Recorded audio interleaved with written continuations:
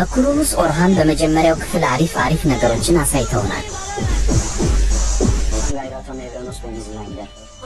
ደግሞ ብዙዎቻችሁ ማወቅ የምትፈልጉት ደግሞ ፍላቪዮስም አልሞተም።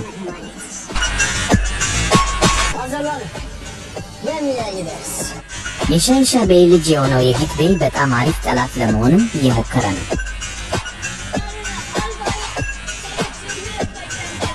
በቀጣዩ ክፍል ጦርነት እንዳለው አሳይተውናል። ውድ የኩሩሉስ ኦርሃን ተከታታዮች ሰብስክራይብ እና ላይክ ማድረግ እንዳትረሱ።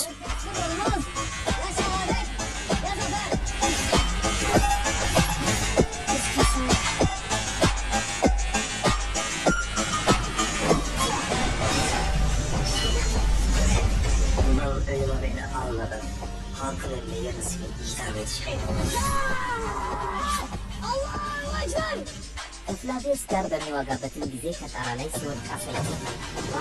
የሌሎች ፍላቪዮስ ሀሳባትን በኮሜንት